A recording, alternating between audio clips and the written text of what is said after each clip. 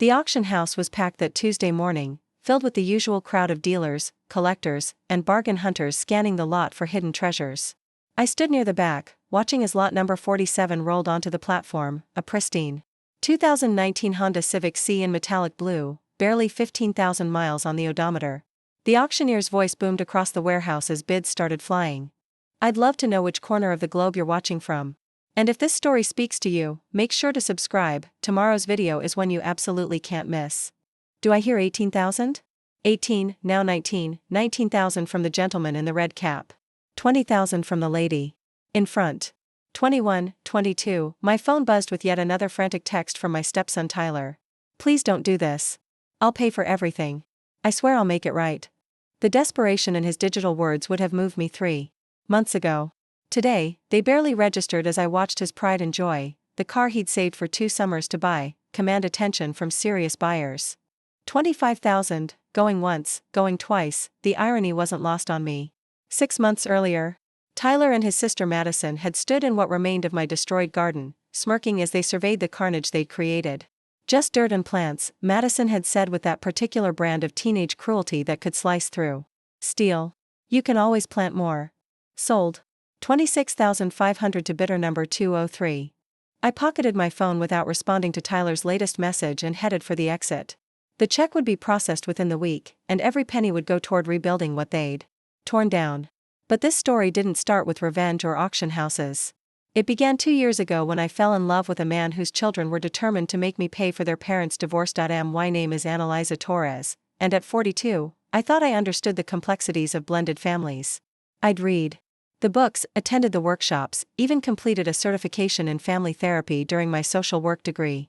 Nothing had prepared me for the reality of becoming a stepmother to 2 teenagers who viewed me as the enemy from day one. I met David Hartwell at a coffee shop in downtown Portland on a rainy Tuesday that seemed ordinary until it wasn't. He was sitting alone at a corner table, grading what looked like math assignments with the focused intensity of someone who actually cared about each student's progress. When he looked up to order another coffee, our eyes met, and something clicked. In a way I hadn't experienced in years. David was recently divorced, teaching algebra at Lincoln High School, and raising 2 kids mostly on his own. His ex-wife Rachel had moved to Seattle 6 months earlier for what she called a fresh start, visiting the kids every other weekend when her new life permitted. The arrangement worked for David, who'd thrown himself into single parenting with the same methodical dedication he brought to everything else. Our first date lasted 4 hours. We talked about everything: his passion for teaching, my work with at-risk youth, our shared love of hiking, and the careful dance of dating as single parents. David was honest about the challenges. Tyler, 17, and Madison, 15, were struggling with the divorce. They blamed him for their mother leaving, even though Rachel's departure had more to do with her own midlife crisis than any failing on David's part. They're good kids, David assured me over dinner on our 3rd date. They're just angry right now. Once they see that I'm happy, that we're happy, they'll come around. I wanted to believe him. David was kind, thoughtful, and completely devoted to his children. When he talked about Tyler's talent for auto mechanics or Madison's artistic abilities, his face lit up with genuine pride. These weren't distant, disconnected teenagers in his description, they were his whole world, and he was convinced that world had room for me too. We dated for 8 months before I met them, giving David time to prepare them for the introduction and me time to prepare for what I knew would be a crucial moment. David suggested a casual meeting at a local pizza place, neutral territory where everyone could feel comfortable.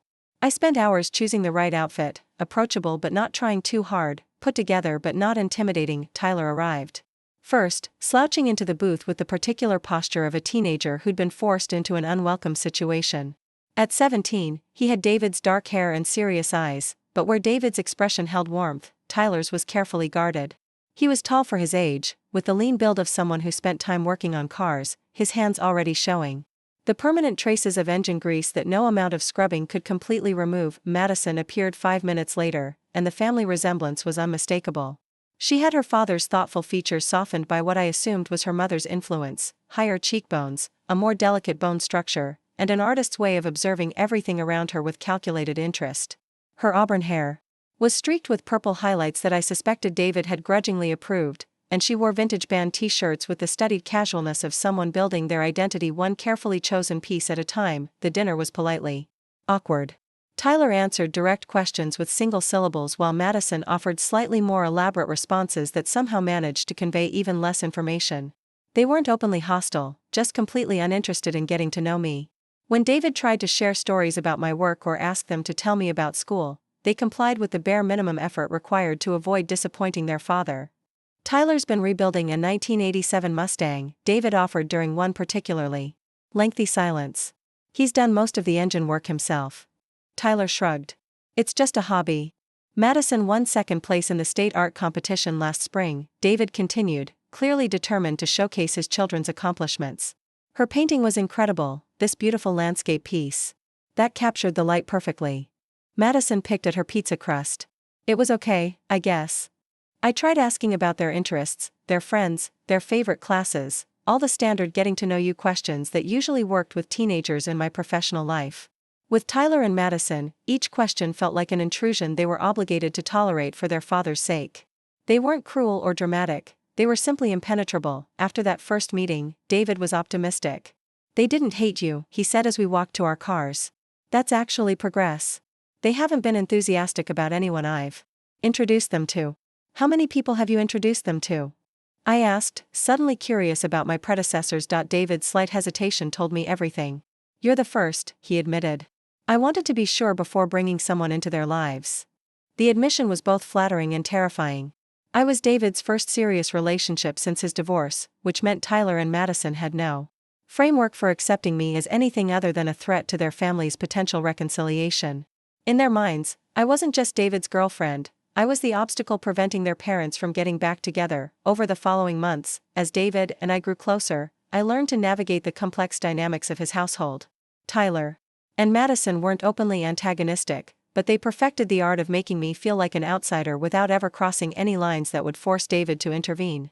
They had inside jokes I couldn't understand, references to family memories that predated my existence, and a way of communicating with their father that excluded me entirely. When David suggested I start spending more time at their house, the kids' subtle resistance became more pronounced. They weren't rude exactly, but every interaction felt like walking through a minefield of unspoken resentment. If I cooked dinner, they'd politely eat it while discussing how much they missed their mom's cooking. If I suggested watching a movie together, they'd agree enthusiastically to whatever David wanted but somehow never be available when the time came. The house itself reflected their mother's absence in ways both obvious and subtle. Family photos still lined the hallway, most featuring Rachel prominently, and the kids made sure these remained visible whenever I visited.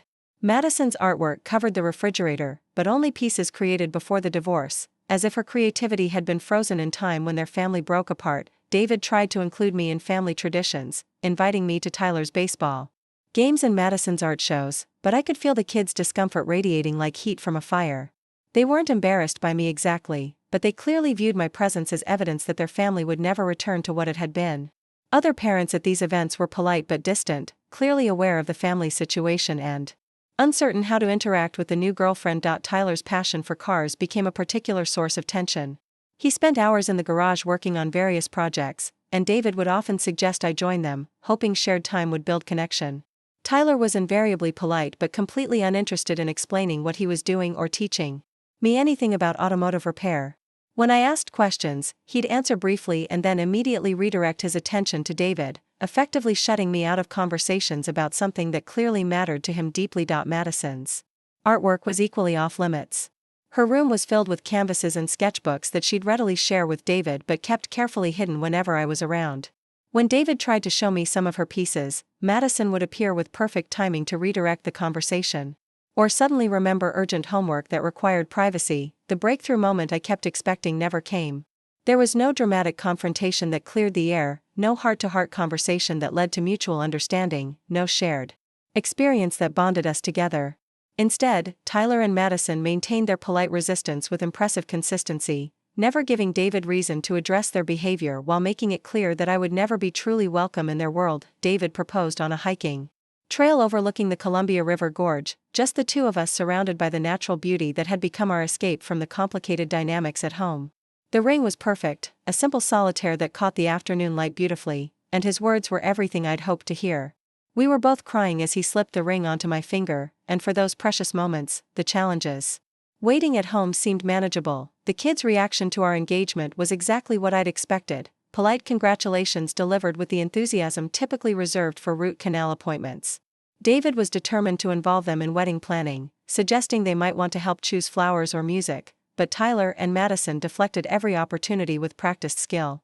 They weren't opposed to the wedding exactly, they simply refused to participate in creating it. "They'll adjust," David assured me during the long months of planning. "Once we're married and settled, they'll see that nothing has really changed except that our family has grown." I wanted to believe him, but evidence suggested otherwise.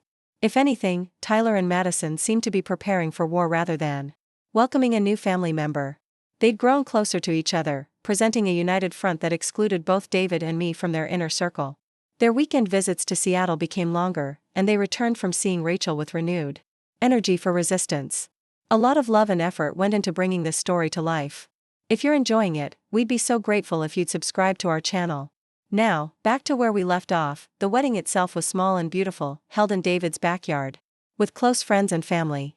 Tyler walked me down the aisle at David's request, performing the role with mechanical precision that suggested duty rather than affection. Madison served as maid of honor, looking lovely in the dress we'd chosen together during one of our few successful bonding attempts. Both kids smiled for photos and said all the right things to guests, but anyone paying attention could feel the emotional distance they maintained. Our honeymoon was a brief weekend in the San Juan Islands, just enough time to celebrate before returning to the reality of blended family life. David had arranged for the kids to stay with his parents, and Tyler and Madison were polite but obviously relieved to avoid spending those first days of our marriage under the same roof. When we returned, I officially moved into David's house, the house where Rachel had lived for 15 years, where Tyler and Madison had grown up, where every room held memories that predated my existence. David had tried to make space for me, clearing closets and rearranging furniture, but the house's emotional landscape remained firmly rooted in the past. My first priority was establishing a space that felt truly mine, somewhere I could retreat when the family dynamics became overwhelming. The backyard had been neglected since Rachel left, a large space with good soil and excellent sun exposure that was being used mainly for storage. David encouraged me to do whatever I wanted with it, and I saw an opportunity to create something beautiful while carving out my own corner of their world. I'd been gardening since childhood, learning from my grandmother who'd maintained an elaborate vegetable and flower garden despite living in a tiny urban lot. Gardening was my meditation, my therapy, and my creative outlet all rolled into one. The prospect of designing and building a garden from scratch filled me with the kind of excitement I hadn't felt since accepting David's proposal. The space was larger than I'd initially realized, nearly a quarter-acre of untapped potential hidden behind overgrown shrubs and abandoned lawn furniture. As I walked the perimeter, mentally cataloging sun patterns and soil conditions, I began to envision something truly special, a combination of productive vegetable beds, ornamental flower borders, and quiet seating areas where David and I could escape the pressures of blended family life. Tyler and Madison watched my early garden planning with the same polite disinterest they applied to everything else about me. When I asked if they wanted to help choose plants or design any sections specifically for their use, they declined with the careful politeness that had become their signature response to all my overtures. "It's your project," Madison said when I suggested she might want to contribute some artistic elements. "We wouldn't want to interfere." The subtle emphasis on your versus our wasn't lost on me, but I pressed forward anyway, determined to create something beautiful regardless of their participation. If Tyler and Madison weren't ready to welcome me into their family, at least I could build something that brought me joy and perhaps, eventually, brought all of us together. What I didn't realize as I sketched garden plans and researched plant varieties was that Tyler and Madison were making plans of their own. Plans that would turn my peaceful garden sanctuary into a battlefield, and ultimately teach all of us lessons about respect, consequences, and the true meaning of family that none of us were prepared to learn. The first shovel of dirt I turned in that backyard felt like claiming territory. It was early March, and the Pacific Northwest was emerging from its gray winter cocoon with the tentative promise of spring. David had left for school, Tyler was at his part-time job at Morrison's auto shop, and Madison was at art club, leaving me alone with my ambitions and a yard that hadn't seen intentional cultivation in years. I'd spent weeks researching, planning, and designing what would become my masterpiece. 3 raised beds for vegetables, positioned to catch the morning sun. A perennial border along the fence line featuring native Oregon plants that would attract butterflies and hummingbirds. A small greenhouse in the corner where I could start seedlings and extend the growing season. Most importantly, a Japanese-inspired meditation garden with a small water feature, surrounded by carefully chosen plants that would provide year-round interest. The vision was ambitious, but I had the knowledge to make it work. My grandmother, Elena Vasquez, had been a master gardener who transformed every space she'd ever inhabited into something extraordinary. Growing up in her small house in East LA, I'd spent countless hours learning about soil composition, companion planting, and the patience required to nurture something from seed to harvest. Plants are like people, Mija, she used to tell me as we worked side by side in her impossibly productive backyard. They need the right conditions, consistent care, and time to show you who they really are. But when you give them what they need, they'll surprise you with their strength. After she passed during my sophomore year of college, I'd kept gardening as a way to maintain that connection. Every apartment I'd lived in featured container gardens, window boxes, or small plot rentals at community gardens. But this would be different. This would be permanent, substantial, and entirely mine to create. The soil analysis I'd commissioned revealed surprisingly good conditions. The previous owners had clearly been gardeners themselves, and despite years of neglect, the earth retained good drainage and organic content. I ordered cubic yards of compost, arranged for the delivery of cedar lumber for raised beds, and began the physical work of transformation. Those first weeks were pure joy. I'd rise before dawn, drink coffee while reviewing my plans, then spend every available hour outside, preparing beds, amending soil, and installing the infrastructure that would support months of growth. My hands were permanently stained with dirt, my back ached from constant bending and lifting, and I'd never been happier. David was wonderfully supportive, even though gardening wasn't his particular passion. He'd join me for evening progress reports, listening patiently as I explained drainage systems and planting schedules. On weekends, he'd help with the heavy lifting, moving rocks for the meditation garden's border, assembling the greenhouse frame, and installing the electrical for the water features pump. "You're transforming this whole space," he said one Sunday evening as we surveyed the week's progress. "I can already imagine how beautiful it's going to be." The kids maintained their characteristic distance from the project. They weren't openly dismissive, but they made it clear that the garden was my endeavor and had nothing to do with them. When I asked Tyler if he wanted to help build the raised beds, he politely declined, citing homework and work commitments. Madison showed similarly polite disinterest when I suggested she might want to design some artistic elements for the space. "It's your thing," she said with that careful neutrality I'd learned to interpret as rejection wrapped in acceptable language. "I'm sure it'll be nice." Their attitude stung, but I pressed forward anyway.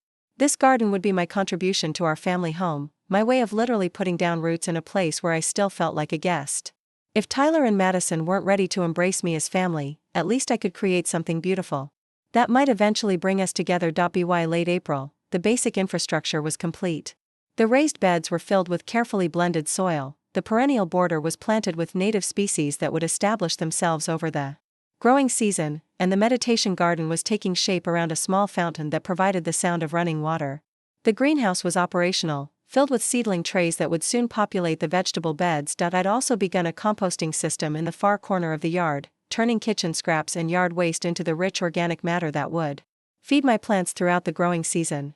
The 3-bin system allowed for continuous composting, with fresh materials always decomposing while finished compost was ready for use. The physical work was therapeutic, but it also served a deeper purpose. Every hour I spent in that garden was an hour where I felt genuinely at home in David's house. The kitchen still felt like Rachel's domain, despite David's efforts to make space for my belongings. The living room was decorated with family photos. That told a story I wasn't part of. But the garden was mine in a way that nothing else in that house could be. Tyler and Madison continued their routine of polite avoidance, but I began to notice small changes in their behavior.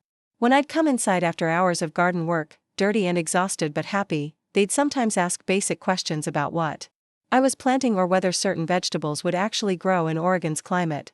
The conversations were brief and surface level, but they represented the first genuine interest either kid had shown in anything related to me. Madison, in particular, seemed intrigued by the visual elements of the garden design. She'd occasionally position herself at the kitchen window while I worked, sketching in her ever-present notebook. When I asked if she was drawing the garden, she'd close the notebook quickly and claim she was working on homework, but I suspected my project was providing artistic inspiration whether she wanted to admit it or not. Tyler's interest was more practical. He'd inherited David's methodical approach to problem solving, and I could see him mentally cataloging the garden's systems, the irrigation setup, the greenhouse's ventilation, the composting bin's rotation schedule. He never offered direct help, but he'd sometimes appear when I was struggling with particularly technical challenges, offering suggestions with the same careful neutrality Madison used to maintain distance. "That water line might work better if you run it under the path instead of around it," he mentioned one afternoon when I was wrestling with the irrigation for the meditation garden.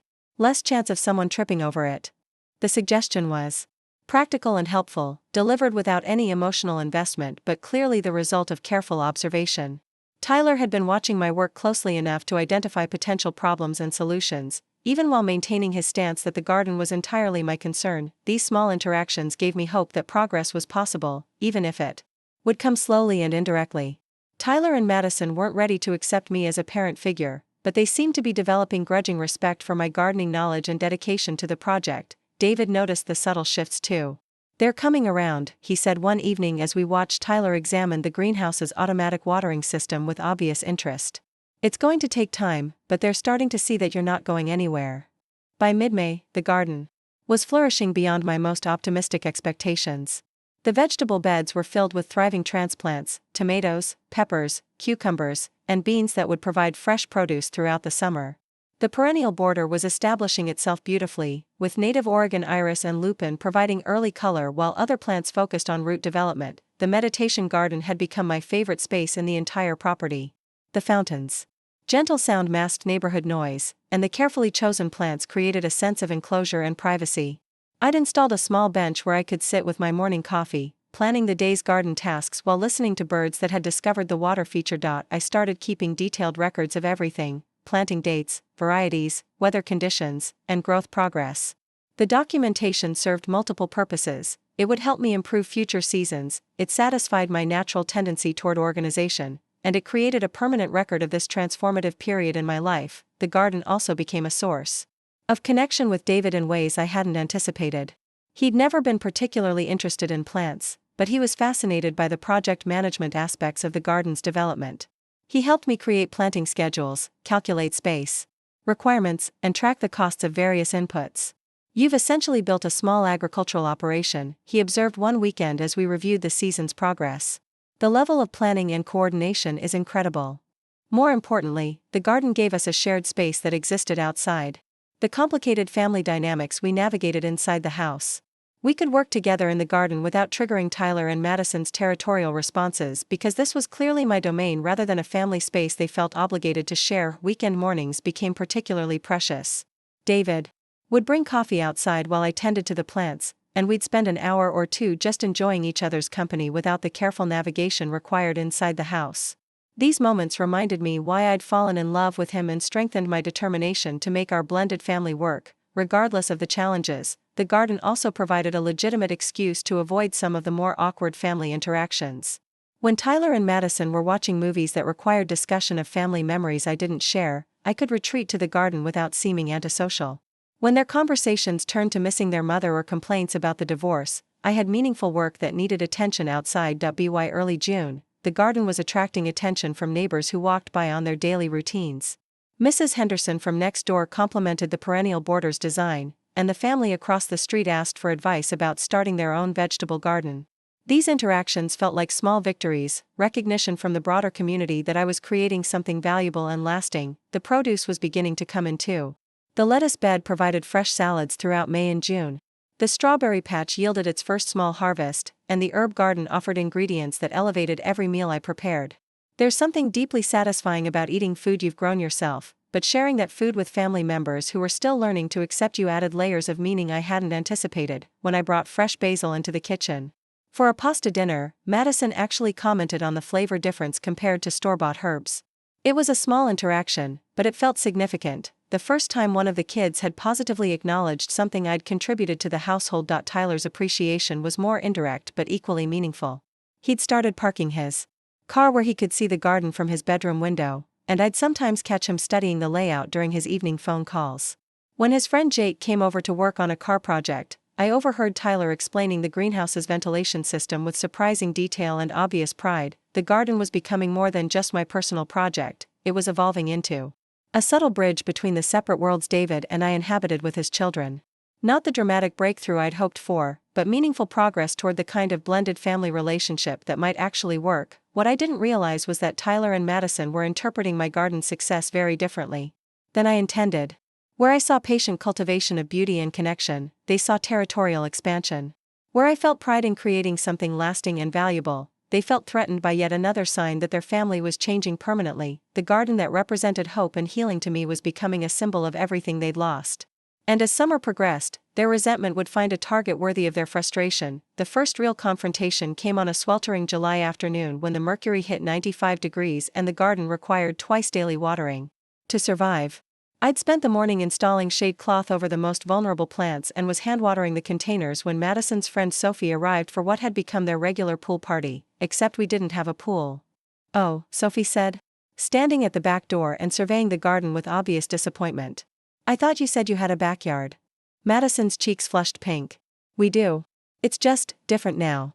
The awkward silence stretched as Sophie took in the raised beds, the greenhouse, the carefully maintained pathways, and the complete absence of the sprawling lawn she'd clearly expected. Madison had apparently been telling her friends about the huge backyard, without mentioning its recent transformation into productive garden space. "Where do you guys hang out?" Sophie asked, genuine confusion in her voice. Madison gestured vaguely toward the small patio David and I had created near the meditation garden. "There, I guess. But it's kind of weird with all the plants and stuff." I felt the sting of her dismissal but tried to stay positive. "You're welcome to use any part of the garden you'd like," I offered from my position near the tomato beds. "The patio has shade in the afternoon, and there's a water spigot right there if you want to cool off." Sophie looked around skeptically. "It's very neat," she said, clearly searching for something polite to say. "But where do you play volleyball or throw a frisbee?" The question hung in the air like humidity. The old backyard had indeed been mostly lawn, perfect for the kind of casual recreation teenagers preferred but completely unproductive from a gardening perspective. I'd transformed a generic suburban yard into something unique and beautiful. But in doing so, I'd eliminated the informal play space Madison and her friends had taken for granted. "We mostly go to the park now," Madison said quickly, shooting me a look that was equal parts embarrassment and resentment.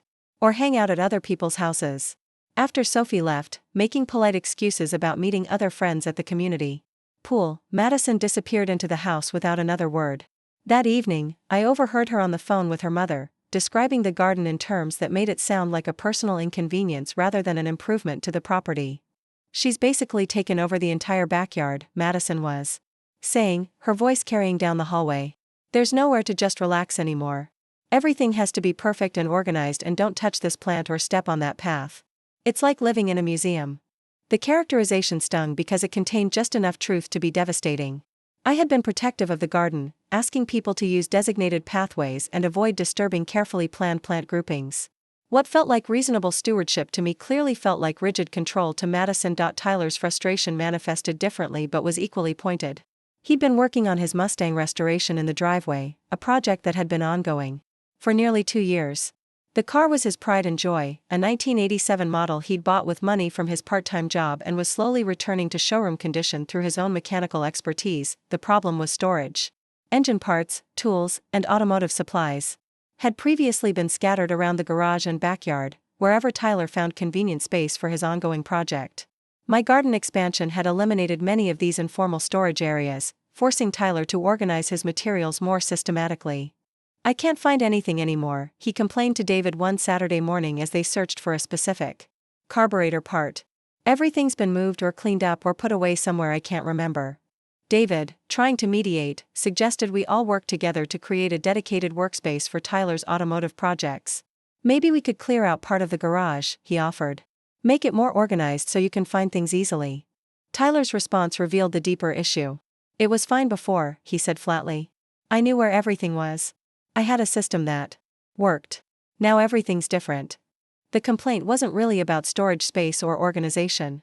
It was about change, control, and the feeling that his familiar world was being systematically altered to accommodate someone else's vision of how things should be. The tensions escalated throughout July as the garden reached peak productivity. I was harvesting vegetables almost daily, preserving excess produce through canning and freezing, and maintaining the ornamental areas at their prime condition. The space was undeniably beautiful and productive, but it required constant attention to stay that way. Tyler and Madison began testing boundaries in subtle ways. Madison would cut through planted areas instead of using pathways, claiming she was just trying to get to the patio faster.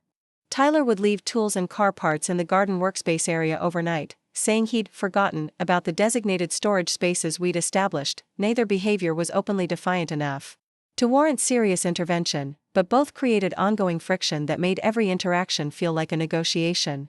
I found myself constantly choosing between enforcing reasonable garden boundaries and avoiding conflict with kids who were clearly looking for opportunities to assert their independence. The situation came to a head during the first week of August, when Rachel made one of her increasingly rare visits from Seattle. She'd been dating someone new and had been reducing her time with Tyler and Madison, a development that had left both kids feeling abandoned and angry. Her weekend visit was supposed to be special, a chance to reconnect after several weeks of minimal contact. Rachel arrived Friday evening looking polished and distant, like someone visiting rather than coming home. She complimented David on the house's appearance and made appropriate small talk, but I could feel her evaluating everything with the critical eye of someone cataloging changes to a life she'd left behind. The backyard looks completely different, she observed as we sat on the patio Saturday morning, drinking coffee while Tyler and Madison slept late. Very intentional. The word choice was careful and loaded. Intentional could mean thoughtfully planned or artificially imposed, depending on the speaker's perspective. Rachel's tone suggested she leaned toward the latter interpretation. Annalise's created something really beautiful, David said, pride evident in his voice. She's got a real talent for this kind of design. Rachel nodded politely while her eyes swept across the garden with what I recognized as subtle disapproval. It's very impressive, she said. Quite a change from what the kids were used to. The conversation felt like walking through a minefield. Rachel wasn't being overtly critical, but every comment carried an undercurrent of judgment about the changes I'd made to her former family space. She was particularly focused on the areas where lawn had been replaced with planted beds, as if documenting the elimination of every square foot of open space. The kids mentioned they've had to adjust their activities, Rachel continued, her tone carefully neutral. Finding new places to spend time with friends, that sort of thing. I felt David tense beside me as he recognized the implicit criticism. The garden doesn't prevent them from using the yard, he said, perhaps more sharply than intended. There's still plenty of space for whatever they want to do. Rachel's slight smile suggested she'd accomplished exactly what she'd intended. Of course, she agreed. Change is always an adjustment period. That afternoon, Rachel took Tyler and Madison to lunch at their favorite restaurant, a tradition from before the divorce that had become increasingly sporadic. When they returned, all three seemed to have developed a shared understanding that excluded David and me entirely. Mom thinks we should look into getting a storage unit for Tyler's car stuff, Madison announced over dinner, as if this were a logical solution everyone should have considered. That way he'd have proper space for his projects. The suggestion was presented as helpful problem solving, but it felt like a subtle indictment of the storage solutions we'd already implemented. Tyler nodded enthusiastically, clearly energized by his mother's validation of his frustration with the garden's impact on his workspace. That's not necessary, David said carefully. We've already organized the garage to give Tyler plenty of room for his projects. Rachel interjected with practiced diplomacy. I just want the kids to feel comfortable in their home, she said. Change can be difficult, especially when it affects spaces they've always used in certain ways.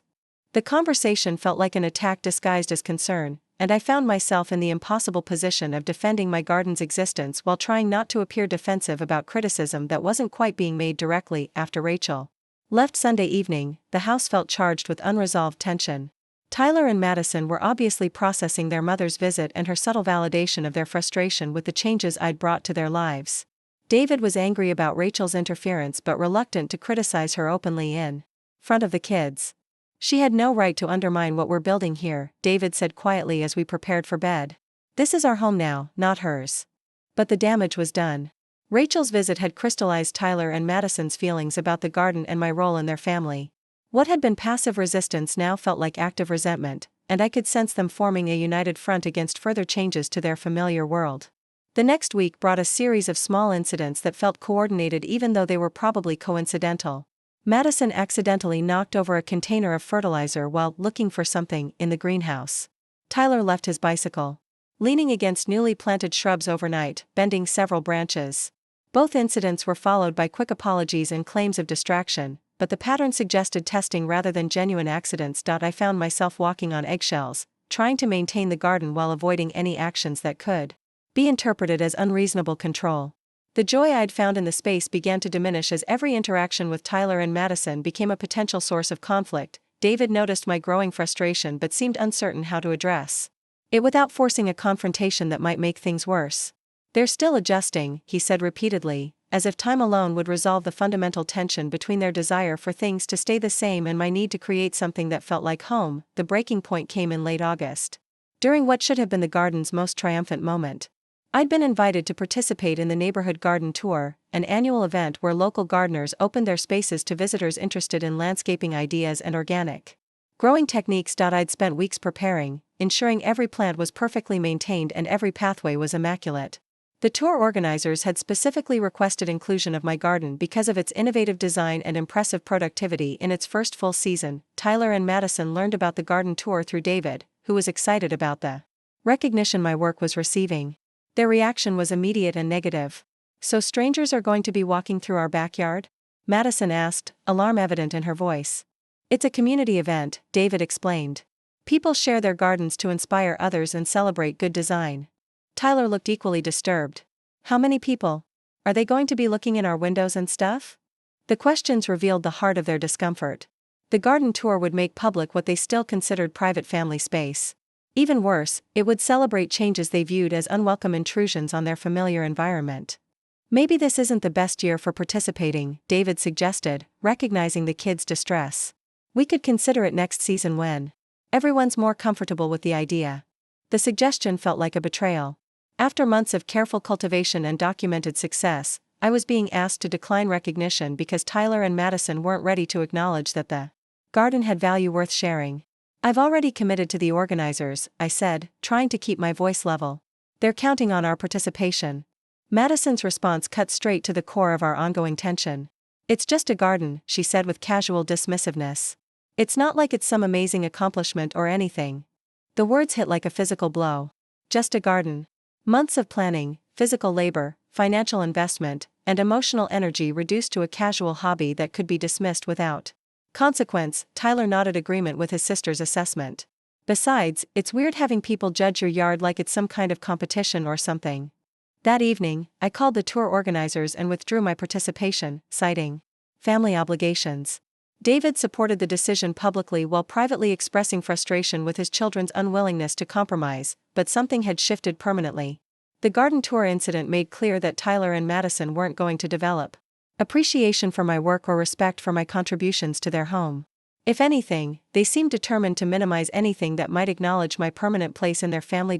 As September approached and the garden's first season neared its end, I realized that patient cultivation of family relationships wasn't working the way I'd hoped. Tyler and Madison weren't gradually warming to my presence, they were entrenching themselves in opposition to changes they couldn't control. The beautiful space I'd created was becoming a symbol of everything they resented about their new reality. And no amount of careful tending could transform their hostility into acceptance. October arrived with the kind of crisp mornings that make Pacific Northwest autumns legendary. The garden was transitioning into its winter phase, with the last tomatoes ripening on the vine and the perennial borders showing their final burst of color before dormancy. I was already planning next year's improvements: an expanded greenhouse, a dedicated herb spiral, and perhaps a small orchard in the unused corner near the back fence. What I didn't know was that Tyler and Madison were making plans of their own. The first hint came during a conversation I accidentally overheard between Madison and her friend Chloe. They were in Madison's room with the door closed, but the old house's thin walls carried sound better than they realized. "She acts like she owns the place," Madison was saying, frustration clear in her voice. "Like she's been here forever instead of just ruining everything we liked about our house." "Can't your dad do something?" Chloe asked. "Tell her to chill out or whatever." Madison's bitter laugh made my stomach tighten. "He's completely obsessed with her. Everything she does is amazing and perfect. The stupid garden, her stupid vegetables, her stupid meditation corner. He thinks she walks on water." "That sucks," Chloe sympathized. "What are you going to do about it?" There was a pause that felt loaded with meaning. "Tyler and I have some ideas," Madison said finally. "She can't just take over our entire lives and expect us to be grateful for it." I backed away from the conversation, my heart racing with anxiety I couldn't quite name. Madison's words carried an undertone of planning that went beyond teenage complaints. Tyler and Madison had been coordinating their resistance for months, but this felt different, more purposeful and potentially more destructive. Over the following weeks, I noticed subtle changes in their behavior that confirmed my growing unease. They spent more time together, having quiet conversations that stopped abruptly when David or I appeared. They were more cooperative with household chores and family activities, displaying the kind of model behavior that often preceded teenage mischief. Tyler, in particular, seemed unusually cheerful. His grades improved, he volunteered for extra shifts at the auto shop, and he even complimented a dinner I'd made using vegetables from the garden. The praise felt forced, but David was delighted by what he interpreted as genuine progress in our family relationships. See? David said after Tyler enthusiastically thanked me for the roasted squash and fresh herbs. I told you they'd come around eventually. Tyler's starting to appreciate everything you bring to our family. I wanted to share David's optimism, but something felt orchestrated about Tyler's sudden change in attitude. Madison was displaying similar unexpected cooperation, helping with laundry without being asked and even commenting positively on some of my garden preservation projects. The pickled beets are actually pretty good, she admitted one evening, sampling the jar I'd opened for dinner. I didn't think I liked beets, but they taste different. David was practically glowing with pride at these signs of family harmony. He interpreted every positive interaction as evidence that our blended family was finally finding its rhythm. I found myself hoping he was right while fighting a persistent intuition that something else was happening beneath the surface. The breakthrough moment that should have confirmed David's optimism came in early November when Tyler asked if he could help with the garden's winter preparation. The request seemed genuine, and I was touched by his apparent interest in learning about plant care and seasonal maintenance. I've been watching how organized you are with everything, Tyler said as we worked together to remove spent plants and prepare beds for winter. There's actually a lot of planning involved that I didn't understand before. His observation was accurate and thoughtfully expressed. Tyler had clearly been paying attention to the garden's systems and cycles, even while maintaining his stance of disinterest. As we worked side by side, cutting back perennials and applying mulch to protect roots from freezing temperatures, I felt hopeful that genuine connection was finally developing. Gardening is a lot like mechanical work, I explained, pleased to have his engaged attention. You have to understand how systems work together, plan for maintenance cycles, and troubleshoot problems when they arise. Tyler nodded thoughtfully, asking intelligent questions about soil health, composting ratios, and season extension techniques. His interest seemed authentic, and for the first time since I'd known him, we had a conversation that felt genuinely collaborative rather than politely obligatory. Madison joined us for the final afternoon of winter preparation, helping to install protective covers over tender plants and organize the greenhouse for cold weather use. She was particularly interested in the artistic aspects of garden design, asking about color combinations and structural elements that would provide visual interest during the dormant season. I never thought about gardens being beautiful in winter, too, she admitted as we arranged evergreen boughs around the meditation area's fountain. I always figured everything just died and looked ugly until spring. Her engagement felt real, and I found myself sharing design principles and maintenance philosophies with genuine enthusiasm. For one precious afternoon, we worked together like a real family, united by shared project goals and mutual respect for each other's contributions. David was ecstatic when he came home to find the three of us finishing the last details of the garden's winter preparation. This is exactly what I hoped would happen, he told me quietly as Tyler and Madison cleaned tools and put away supplies. You've all found common ground. That evening, Madison surprised everyone by suggesting we take photos of the garden before winter weather arrived. For comparison next year, she explained. So we can see how much everything grows and changes. The photo session felt like a celebration. Tyler and Madison posed willingly among the garden beds, showing genuine pride in the work we'd accomplished together. David took dozens of pictures, documenting not just the garden's transformation but what seemed like our family's breakthrough moment. I printed the best photos and created a small album that captured the garden's first season from spring preparation through winter readiness. Madison asked for copies of several images, saying she wanted to include garden scenes in her art portfolio.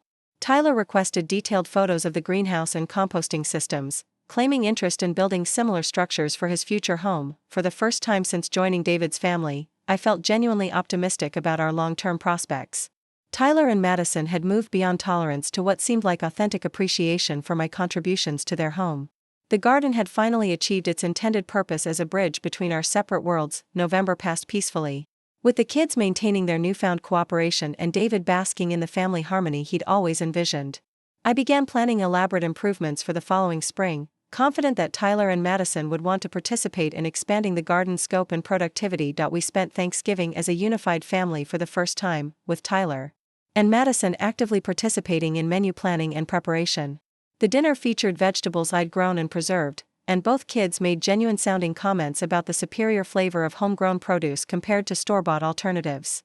Everything tastes so much better when you know where it came from, Madison observed, helping herself to seconds of the green bean casserole made with beans from our own plants. Tyler nodded agreement, praising the complexity of the pickled vegetable medley I'd prepared using end-of-season surplus. I never understood why people wanted to grow their own food, he said. But now I get it. This stuff is completely different from what you buy in stores. David was practically beaming as he listened to his children express appreciation for my gardening efforts. After dinner, he pulled me aside for a private conversation that captured his joy at our family's apparent transformation. This is what I always knew was possible, he said, his arm around my waist as we watched Tyler and Madison collaborate on dishwashing without being asked. Once they got to know you, really know you, they could see what I saw from the beginning. December brought the kind of sustained rain typical of Pacific Northwest winters, but the weather felt less oppressive than usual because our family dynamics had settled into comfortable patterns. Tyler and Madison maintained their helpful attitudes, volunteering for household tasks and including me in conversations that had previously excluded stepfamily members. Madison even asked for my help with a school art project that required incorporating natural elements into a mixed media piece. We spent an afternoon selecting dried flowers, interesting seed pods, and textured leaves from the garden's winter remains, discussing color theory and compositional balance while we worked. You really know a lot about design, Madison said as we arranged materials for her project. I never thought about gardens as art before, but there's actually a lot of planning involved in making things look good. Tyler's engagement was equally encouraging. He'd started researching sustainable agriculture techniques, claiming interest in incorporating organic growing methods into his future landscape plans. He asked thoughtful questions about crop rotation, companion planting, and integrated pest management that demonstrated genuine curiosity about regenerative systems. I'm thinking about taking some agriculture classes in college, Tyler mentioned one evening as we reviewed seed catalogs for next year's garden. There's good money in sustainable farming, and it's better for the environment than industrial agriculture. David was thrilled by these developments, interpreting them as evidence that my influence was expanding Tyler's career horizons in positive directions. The idea that his son might pursue agricultural studies rather than traditional automotive careers appealed to David's environmentally conscious values. Christmas morning felt like a complete vindication of my patient approach to blended family relationships. Tyler and Madison had collaborated on a thoughtful gift, a custom-made garden journal with hand-drawn illustrations of each major plant variety I'd grown during the first season. Madison's artistic skills had transformed practical documentation into something beautiful and personal. We thought you might want to keep better records next year, Tyler explained as I paged through the detailed illustrations and carefully planned data entry pages. This way you can track what works best and plan improvements for future seasons. The gift was perfect in ways that demonstrated genuine understanding of my gardening passion and attention to the organizational systems that made the garden successful. David was moved to tears by the obvious thought and effort his children had invested in creating something specifically for me. My gift to Tyler was equally well received, a professional quality tool set for automotive restoration projects, stored in a custom organizer that would help him maintain the systematic approach he'd developed for mechanical work. Madison received art supplies and a promise to create a dedicated studio space in the unused basement room. Acknowledging her need for creative territory within our shared home, the holiday felt like a turning point, marking our transition from a reluctant blended family to a genuine unit with shared values and mutual respect.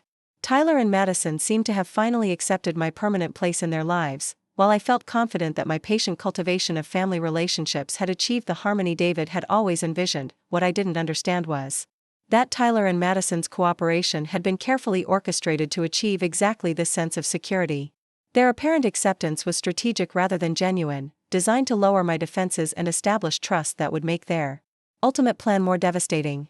The garden journal and thoughtful Christmas gifts weren't expressions of newfound appreciation, they were investments in creating the kind of close relationship that would make their betrayal feel like a complete personal destruction rather than mere property damage. As January arrived with its promise of new growing seasons and expanded garden plans, I was completely unprepared for the revelation that Tyler and Madison had been documenting everything about my garden not to celebrate its success, but to ensure its complete and systematic destruction. The winter of false harmony was about to end with a spring awakening more brutal than anything I could have imagined. The alarm on my phone buzzed at 6:30 a.m. on the first Saturday of March, exactly 1 year after I'd turned the first shovel of dirt in what would become my sanctuary. I'd planned to spend the morning in the garden, assessing winter damage and beginning the early spring preparations that would launch the second growing season. David had left before dawn for a weekend teachers' conference in Salem, kissing me goodbye in the darkness and promising to call that evening. Tyler and Madison were supposedly sleeping late, recovering from a Friday night movie marathon that had kept them up past midnight watching what sounded like increasingly ridiculous Comedies. I dressed quietly and made coffee, savoring the ritual of planning my garden day while the house remained peaceful around me. The morning was perfect for outdoor work, crisp but not cold, with the kind of clarity that made everything seem possible. Through the kitchen window, I could see the garden emerging from its winter dormancy, ready for another season of growth. And productivity. The first sign that something was wrong came when I opened the back door. The greenhouse door was hanging open, swaying slightly in the morning breeze. I'd specifically checked all the garden structures the night before, part of my routine security walk that had become second nature during the winter months. The greenhouse had been securely latched, its interior organized and ready for the seed starting marathon that would begin within days. My pace quickened as I crossed the patio, noting other details that seemed subtly off. The gate to the composting area was ajar. Several plant stakes that had been carefully stored against the greenhouse wall were scattered across the path. The protective covers I'd installed over tender perennials were askew, as if someone had been moving through the garden without regard for established pathways, but nothing prepared me for what I found when I rounded the corner toward the main vegetable bed's destruction. Complete, systematic, intentional destruction. Every raised bed had been ransacked, with soil scattered across the pathways and the carefully maintained wooden frame splintered and broken. The drip irrigation system I'd spent hours installing had been torn from its moorings, leaving twisted plastic tubing draped across the carnage like party streamers after a particularly violent celebration. The perennial border was worse. Plants that had taken months to establish had been uprooted and thrown aside, their root systems exposed to dry in the morning air. The Japanese maple I'd planted as the meditation garden centerpiece had been snapped off at ground level, its delicate branches scattered like broken bones. I stood frozen, my coffee mug still clutched in both hands, trying to process the scope of what I was seeing. This wasn't random vandalism or storm damage.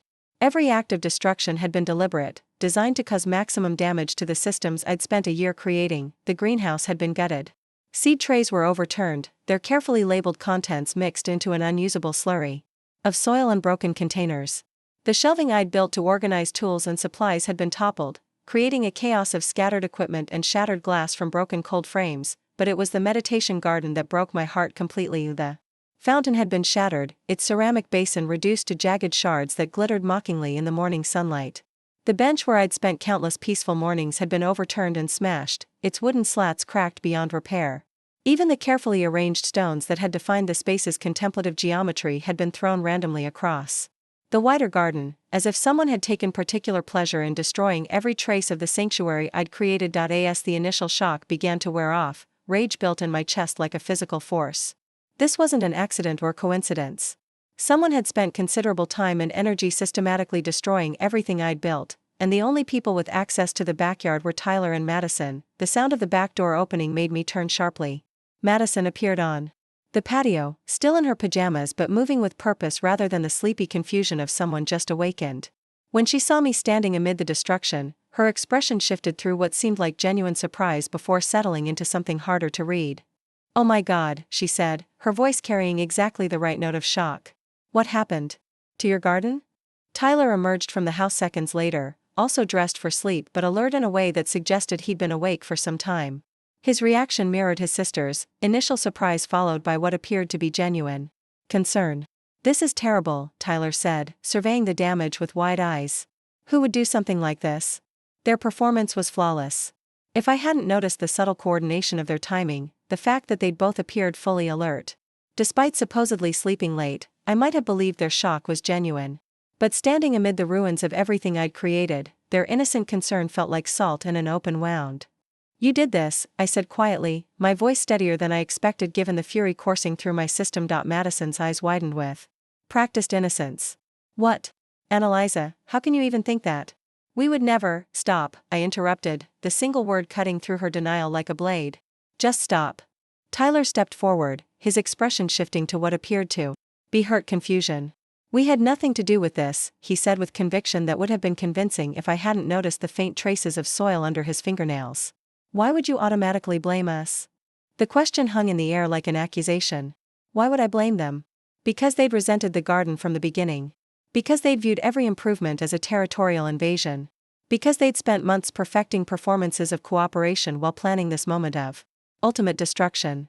"You've been planning this," I said, pieces of the puzzle clicking into place with sickening clarity. The sudden interest in the garden, the helpful attitudes, the Christmas gifts, all of it was building toward this. Madison's mask slipped for just a moment, revealing something cold and satisfied beneath her performance of shock. "You're being paranoid," she said, but the word choice felt calculated rather than spontaneous. Tyler moved closer, his demeanor shifting from hurt to something more aggressive. "You can't just accuse us of stuff without proof," he said. "Maybe you should think about who else might have access to the yard." The suggestion was absurd, and we all knew it. The backyard was enclosed by a 6-foot fence, accessible only through the house or a locked gate that required a key. No stranger could have spent the hours necessary to create this level of destruction without being noticed by neighbors or triggering the motion sensor lights David had installed for security. "There is no one else," I said, my voice growing stronger, as the reality of their betrayal crystallized. "You did this because you wanted to hurt me. Because you couldn't stand that I'd created something beautiful in what you still think of as your mother's house." Madison's composure cracked completely. "It's not your house," she snapped, all pretense of innocence dropping away. "You just moved in and took over everything like you belonged here. The garden, the kitchen, Dad's attention, you acted like you owned all of it." Tyler nodded agreement, his own mask sliding away to reveal months of accumulated resentment. "You changed everything," he said accusingly. "We couldn't even use our own backyard anymore because everything had to be perfect for your stupid plants." Their honesty was more shocking than their deception had been. For months, they'd maintained careful facades of gradual acceptance while nurturing deep wells of hatred for my presence in their lives. The garden had become the symbol of everything they'd lost when their parents divorced, and destroying it was their way of striking back at changes they couldn't control. "So you decided to destroy it," I said, surveying the carnage around us. "Months of work, thousands of dollars in plants and materials, gone because you couldn't handle sharing space with your father's wife." Madison's chin lifted defiantly. "It's just a garden," she repeated the words that had cut so deeply months earlier. "You can plant new stuff. It's not like we killed anyone." The casual dismissal of my work, the reduction of my year-long passion project to replaceable objects, crystallized something hard and unforgiving in my chest. Tyler and Madison had calculated this destruction carefully, timing it for maximum emotional impact when David was away and I would discover it alone. "You're right," I said quietly, my voice carrying a calm that surprised me. "It is just a garden. Plants can be replaced, systems can be rebuilt." Tyler relaxed slightly, perhaps interpreting my response as acceptance of their logic. "Exactly," he said. "And maybe this time you could design something that works better for everyone." The suggestion was breathtaking in its audacity. They'd destroyed my work and were now proposing that I rebuild it according to their preferences. As if the problem had been poor planning rather than their deliberate sabotage. "But trust," I continued, my gaze moving between their faces, "trust can't be replanted. Respect can't be rebuilt. And consequences can't be avoided just because you're teenagers who think actions don't matter." Madison's confidence faltered slightly. "What do you mean?" I pulled out my phone and began taking pictures of the destruction, documenting every broken plant, every scattered tool, every piece of evidence that would establish the scope of damage they'd caused. Tyler and Madison watched with growing unease as I methodically recorded their handiwork from multiple angles. "What are you doing?" Tyler asked, nervousness creeping into his voice. "Creating a record," I replied calmly, continuing to photograph the devastation. "Your father will want to see exactly what happened while he was away." The mention of David clearly worried them. For all their defiance toward me, they still cared about their father's opinion and approval. The reality that they'd have to explain this destruction to him was apparently something they hadn't fully considered. "You don't have to tell Dad," Madison said quickly. "We can clean this up and start over. Make it better than before." Tyler nodded eagerly. "I've got money saved from work. I can pay for new plants and stuff.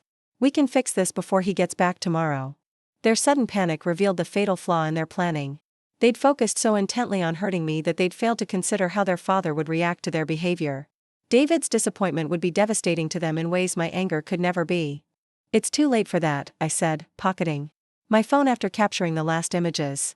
"You made your choice when you decided to destroy something that mattered to me. Now you get to live with the consequences." The word consequences seemed to trigger genuine fear in both of them. They exchanged glances that conveyed wordless communication developed over years of shared mischief and mutual protection. "What kind of consequences?" Madison asked carefully. I looked around at the garden they'd destroyed, thinking about the hours of labor they'd undone, the money they'd wasted, the trust they'd shattered. Then I thought about Tyler's prized Mustang, sitting in the driveway like a monument to his automotive passion and mechanical skill. "The kind that help you understand the value of other people's work," I said. "And the real cost of destroying something that took time and effort to create." Tyler's face went pale as understanding dawned. You can't, he said, his voice barely above a whisper. Can't what?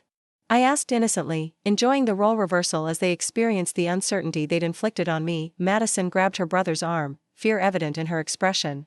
She's just trying to scare us, she said, though her voice lacked conviction. I smiled for the first time since discovering the destruction, an expression that carried no warmth or forgiveness. We'll find out soon enough, I said. Actions have consequences. You're about to learn exactly what that means. As I walked back toward the house, leaving Tyler and Madison standing amid the ruins of my garden, I felt something I hadn't experienced in months of careful family navigation, complete clarity about what needed to happen next. They declared war on my place in their family. Now they would discover that wars have casualties, and sometimes the cost of victory is higher than anyone expects to pay. The hours between discovering the destroyed garden and David's return felt like the longest day of my life. I spent the morning methodically documenting every aspect of the damage, creating a comprehensive record that would leave no doubt about the deliberate nature of Tyler and Madison's sabotage. Tyler tried approaching me twice during those first few hours, each attempt more desperate than the last. The first time, he offered to replace everything immediately, promising to use his entire savings account to restore the garden to its previous condition. When I ignored his plea, he returned an hour later with a different strategy. I'll do all the replanting myself, he said, following me as I photographed the scattered remains of the herb spiral. I learned a lot helping you last fall. I know how to do it right. His sudden expertise in garden restoration might have been touching if it wasn't motivated entirely by fear of his father's reaction. Tyler had paid attention during our working sessions, but his knowledge came from calculating how to minimize consequences rather than genuine interest in horticulture. Madison's approach was more emotional. She appeared in the kitchen as I organized my photos into a chronological sequence that would tell the complete story of the garden's destruction. I'm sorry, she said, tears streaming down her face with what appeared to be genuine remorse. We didn't think about how much work you'd put into it. We wanted things to go back to how they used to be. The apology carried the ring of honesty, but it came 12 hours too late. Madison wasn't sorry about destroying my garden, she was sorry about facing consequences for her actions. The distinction mattered more than she understood. Things were never going to go back, I replied without looking up from my laptop. Your parents are divorced. Your father remarried. I live here now. Those are facts, not temporary inconveniences you can eliminate by destroying my work. Madison's sobs intensified. But I felt no inclination to comfort her. She'd made her choice when she'd picked up the first plant to uproot, and sympathy would only encourage her belief that tears could erase the results of deliberate cruelty. By noon, both kids had retreated to their rooms, emerging only to make increasingly frantic phone calls to friends and relatives who might intercede on their behalf. I heard Madison speaking with her mother, though the conversation seemed to go poorly based on the raised voices that carried through the thin walls. Tyler's calls were equally unsuccessful. His attempts to reach David went straight to voicemail, and his grandfather's response was apparently less sympathetic than he'd hoped. I could hear fragments of the conversation through his bedroom door, explanations that sounded defensive rather than repentant, followed by long silences that suggested he wasn't receiving the support he'd expected. At 3 o'clock, I made a decision that would change everything. I called Martinez Auto Auction, a reputable company that handled estate sales and rapid liquidation for people facing urgent financial situations. The owner, Carlos Martinez, had helped my colleague liquidate her late father's classic car collection, and I remembered him as efficient and discreet. I need to sell a vehicle quickly, I explained when Carlos answered. A 1987 Mustang, fully restored, in excellent condition. The owner is facing some unexpected expenses and needs immediate cash. Carlos asked the standard questions about mileage, condition, and documentation. Tyler's meticulous record-keeping worked in my favor. Every receipt, every modification, every hour of labor was documented in files he'd shown me proudly during our brief period of cooperation. I can have it picked up Monday morning, Carlos confirmed after I'd provided the details. Based on your description, we should be able to get $15,000 to $20,000 at auction, depending on the bidding. The commission is 15%, and we can have a check within a week of sale. The conversation felt surreal. I was arranging to sell Tyler's most prized possession, the project that had consumed his free time and money for nearly 2 years. But the garden he destroyed had required similar investment of time, money, and emotional energy. If Tyler and Madison couldn't understand the value of other people's work, perhaps losing something precious would provide the education they'd resisted. David called at 4, his voice warm with the contentment of someone who'd had a productive day among fellow educators. "How's your garden planning going?" he asked. "Are you getting excited about the new growing season?" The question hit like a physical blow. David had no idea that the garden he'd watched me build with such dedication had been systematically destroyed by his children while he was away. In his mind, I was spending a peaceful weekend preparing for another year of growth and productivity. "We need to talk when you get home," I said carefully. "Something happened today that we need to discuss." The change in my tone registered immediately. "What kind of something?" David asked, concerned about replacing his earlier cheerfulness. "It's better if we talk in person," I replied. "Just come home as soon as you can." The drive from Salem typically took 2 hours, but David made it in 90 minutes. I heard his car in the driveway at 6:30, followed by the sound of the front door opening with unusual urgency. "Annalisa?" He called, his voice carrying the worry that had been building during his rushed drive home. I met him in the living room, my laptop open to the photos I'd taken that morning. Tyler and Madison had positioned themselves strategically in the kitchen, clearly hoping to intercept their father before he could see the evidence of their actions. "Show me," David said simply, settling beside me on the couch. I clicked through the images methodically, letting each photo tell its part of the story without editorial comment. David's expression shifted from confusion to shock to growing anger, as the scope of the destruction became clear. "Jesus Christ," he whispered when the slideshow ended. "Who did this?" Before I could answer, Tyler and Madison appeared in the doorway, their faces pale with anxiety. David looked between his children and the photos on my laptop, and I watched understanding dawn in his eyes. "You," he said quietly, his voice carrying a tone I'd never heard before. "You did this." Madison immediately burst into tears, but they were different from her earlier display. These carried genuine terror at seeing her father's disappointment. Tyler stood straighter, as if preparing for combat, but his usual confidence was nowhere to be found. "Dad, we can explain," Tyler began. "Explain what?" David's voice was rising with each word. "Explain how you destroyed something that took your stepmother a year to create? Explain how you systematically vandalized our property while I was away? Explain how you could be so cruel and destructive." The word stepmother struck both kids visibly. David had never used that term before, always referring to our family configuration in softer language that downplayed hierarchical relationships.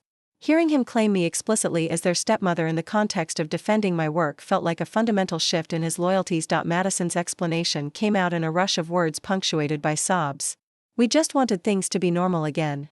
The garden took over everything, and she acted like she owned the whole house, and we couldn't even have friends over because everything had to be perfect for her plants." Tyler's defense was more calculated but equally self-serving. "She never asked what we wanted. She just decided to change everything without caring how it affected us. We live here too." David listened to their justifications with growing incredulity. When they finished, the silence stretched until it became unbearable. "You live here," David said finally, his voice deadly quiet. "You live in the house I pay for, eat food I buy, drive cars I helped you purchase, and attend school I support. But Annalisa is my wife.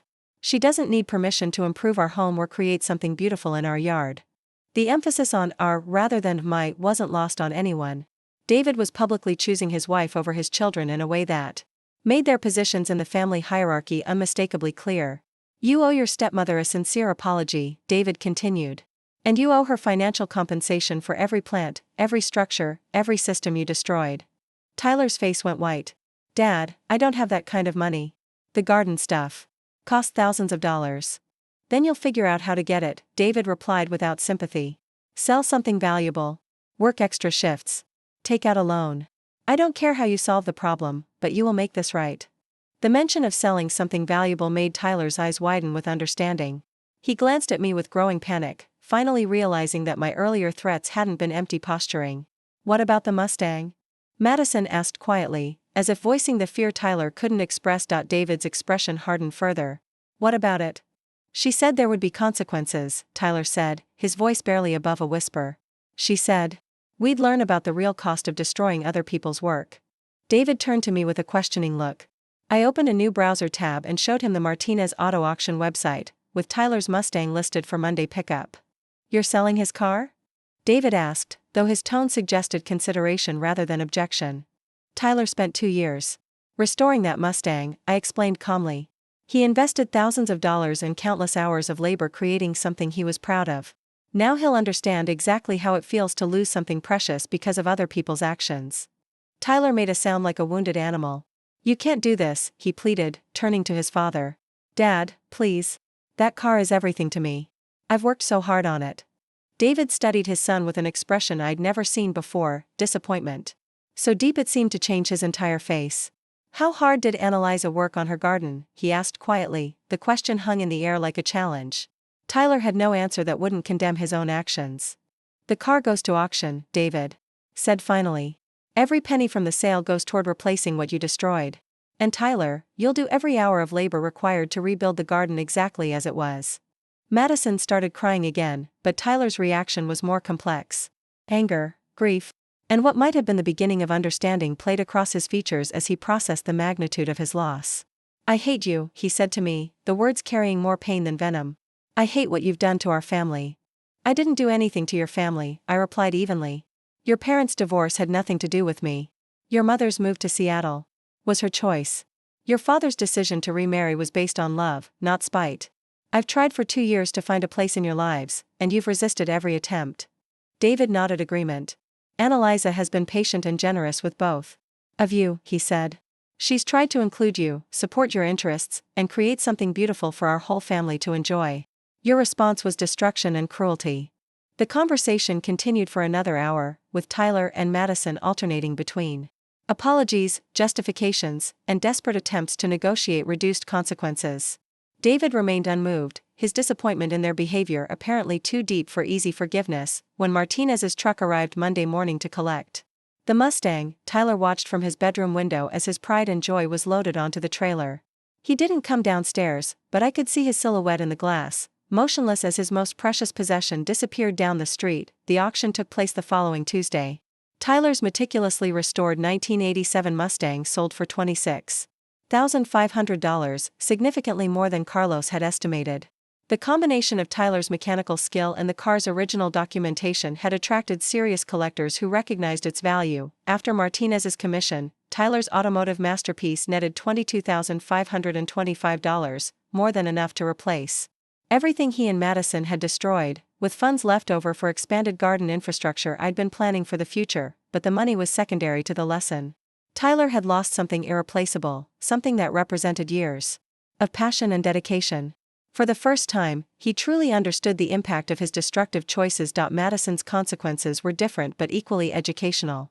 She was required to research every plant she destroyed, learning about growth requirements, care needs, and replacement costs. Her art supplies were confiscated until she could demonstrate genuine remorse and commitment to respecting other people's property. The garden reconstruction began in April, with Tyler providing labor under my direct supervision. The work was physically demanding and emotionally challenging for him, especially knowing that every dollar funding the project had come from his beloved Mustang, but something unexpected happened during those long days of replanting and rebuilding. Tyler began to genuinely understand the complexity and skill required for successful gardening. His mechanical aptitude translated well to irrigation systems and greenhouse infrastructure, and he developed real appreciation for the planning and patience required to create something lasting. Madison's transformation was slower but equally profound. As she researched replacement plants and learned about their ecological relationships, she began to see the garden as a complex artistic creation rather than mere landscaping. Her sketches evolved from homework assignments to genuine artistic exploration of natural forms and relationships. By midsummer, the garden had been restored to its former beauty, but the family dynamics had changed permanently. Tyler and Madison had learned that actions have consequences, that other people's work deserves respect, and that destroying something precious exacts a cost that can't be undone. Most importantly, they'd learned that I wasn't going anywhere. Their destructive gambit had failed completely, cementing my position in the family rather than undermining it. David's unwavering support during the crisis had established boundaries that would govern our relationships going forward. The garden was more beautiful than ever, but the real transformation had occurred in the people who tended it. 2 years after Tyler's Mustang disappeared down our street on Martinez's trailer, I stood in the same garden where this story began, but everything had changed. The space that had once been a battlefield between step relationships had evolved into something none of us could have imagined, a true collaboration that reflected genuine family bonds rather than enforced cooperation. Tyler knelt beside the newly expanded greenhouse, installing an automated ventilation system he'd designed himself. His mechanical skills had found new purpose in creating innovative garden infrastructure, and his latest project was a solar-powered irrigation controller that would revolutionize our water management. The boy who'd once resented every planted seed was now enrolled in Oregon State's agricultural engineering program, pursuing a degree that combined his technical abilities with newfound environmental passion. The temperature sensor needs to be positioned differently, Madison called from inside the greenhouse, where she was installing a mural that would provide winter interest while supporting climbing plants during growing season. Her artistic vision had expanded to include living canvases, and her work was beginning to attract attention from landscape designers who appreciated her unique integration of aesthetic beauty with functional ecology. The conversation between them was easy and collaborative, two young adults who'd learned to channel their competitive energy into creative problem-solving rather than destructive rivalry. They still argued occasionally, but their disputes now focused on technical details and artistic choices rather than territorial battles over family hierarchy. David emerged from the house carrying a tray of iced tea, his expression radiating the contentment of someone whose family had finally found its equilibrium. The crisis that had nearly shattered our blended family had ultimately strengthened it in ways traditional family therapy never could have achieved. "How's the sensor installation going?" he asked Tyler, settling onto the bench that had replaced the original meditation garden's destroyed seating. "Almost finished," Tyler replied, wiping sweat from his forehead with the back of his hand. "The system should be operational by next week. It'll monitor temperature, humidity, and soil moisture levels, then adjust ventilation and irrigation automatically." His pride in the technical innovation was evident, but it was different from the prideful ownership he'd once displayed with his restored Mustang. This pride was inclusive rather than possessive, designed to benefit the entire family's gardening efforts rather than showcase individual achievement. Madison stepped back from her mural work, surveying the morning's progress with the critical eye she'd developed during 2 years of art school. "The color balance needs adjustment in the lower panel," she said thoughtfully. "But the overall composition is working better than I expected." Her artistic evolution had been remarkable. The girl who'd once viewed the garden as aesthetic intrusion had become its primary visual designer, creating installations that enhanced both beauty and functionality. Her current project, a series of living murals that would provide year-round interest, represented the culmination of skills she'd developed through studying botanical illustration and ecological design. The garden itself bore little resemblance to my original creation. Where I'd built for personal satisfaction and family integration, we'd now created something that served broader purposes. The expanded greenhouse provided year-round food production for several neighborhood families. The native plant demonstration areas attracted visiting school groups learning about sustainable landscaping. The rainwater collection system Tyler had engineered served as a model for water conservation workshops Madison helped teach at the community center, but the transformation that mattered most was invisible to casual observers. The space that had once symbolized my struggle to find a place in David's family had become the foundation for relationships built on mutual respect and shared values. Tyler and Madison no longer saw me as an intruder threatening their family's integrity. They'd come to understand that family could expand without diminishing, that love wasn't a finite resource that required careful rationing. The path to this understanding hadn't been simple or immediate. The months following Tyler's car sale had been difficult for all of us, marked by his grief over losing the Mustang and Madison's guilt about the destruction that had triggered such serious consequences. But the physical work of rebuilding the garden had created opportunities for conversations that might never have occurred in other contexts. Tyler's mechanical aptitude had made him invaluable during the reconstruction, but his initial motivation was purely transactional: complete the work, fulfill the obligation, move on. Gradually, however, he'd begun to appreciate the complexity and satisfaction of creating systems that sustained life rather than merely processing materials. "I never understood how much planning goes into making things grow," he'd admitted one afternoon as we calibrated the rebuilt irrigation system. "I thought you just put plants in dirt and watered them occasionally." That moment of recognition had marked the beginning of his genuine transformation. Tyler had always been methodical and detail-oriented, but he'd never applied those skills to biological systems.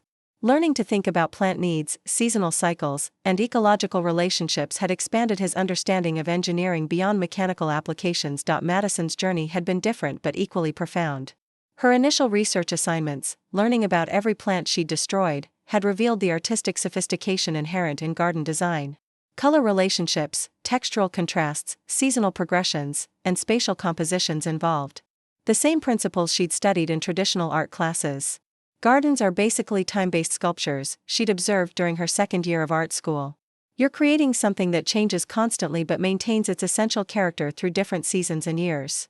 Her recognition that gardening was a legitimate art form had opened new possibilities for creative expression. Instead of viewing my garden as competition for her father's attention, She'd begun to see it as a collaborative canvas where her vision could enhance rather than replace mine. The college years had deepened both their transformations. Tyler's engineering studies had given him theoretical frameworks for understanding the technical innovations he was implementing in our garden. His senior project, a comprehensive design for sustainable food production in urban environments, drew directly from systems we'd developed together during the garden's reconstruction. Madison's art education had similarly enriched her contributions to our family project. Her coursework in environmental design and botanical illustration had provided professional validation for interests that had emerged from her mandatory plant research. Her professors were impressed by her practical knowledge of garden ecology, and several had incorporated her living mural techniques into their own landscape projects. But the changes in Tyler and Madison were only part of our family's evolution. David and I had also learned important lessons about boundaries, communication, and the complexity of blended family dynamics. The crisis had forced us to address issues we'd been avoiding through careful diplomacy and patient accommodation. I should have established clearer expectations from the beginning, David had acknowledged during one of many conversations that helped us process the garden's destruction and reconstruction. I wanted everyone to get along naturally, but I didn't provide enough structure for that to happen. His recognition that blended families require intentional management rather than hopeful patience had led to important changes in how we navigated conflicts and made decisions. Family meetings became regular events where everyone could voice concerns before they escalated into destructive behavior. Clear consequences were established for various infractions, eliminating the uncertainty that had allowed Tyler and Madison to test boundaries without understanding potential costs. Most importantly, David had learned to balance his desire for family harmony with his responsibility to support his spouse. His unwavering backing during the garden crisis had established his loyalty in ways that Tyler and Madison couldn't ignore or manipulate. They'd learned that undermining me meant confronting him, a prospect that carried costs they weren't willing to pay. The financial aspects of Tyler's consequence had been important, but the educational value had proved more lasting. Losing the Mustang had taught him that other people's work deserved the same respect he expected for his own projects. Rebuilding the garden had shown him the satisfaction available through creation rather than destruction. Most significantly, he discovered that his mechanical skills could serve environmental purposes that felt meaningful rather than merely profitable. I want to design food production systems for communities that don't have access to fresh vegetables, Tyler had told us during his junior year, describing career goals that would have been unimaginable before our garden crisis. There's so much engineering potential in sustainable agriculture. Madison's artistic development had followed a similar trajectory, moving from self-focused expression toward work that served broader community purposes. Her living murals were being installed in public spaces throughout Portland, providing beauty, while supporting native plant populations and educating viewers about ecological relationships. Art should do more than just look pretty, she'd explained when describing her latest commission for a community health center. I want to create things that help people understand their connection to natural systems. Their career aspirations reflected values that had emerged from our family's shared commitment to the garden and its broader purposes. Tyler and Madison had learned that individual achievement felt hollow compared to work that contributed to something larger than personal advancement. The ripple effects of our crisis and resolution had extended beyond our immediate family.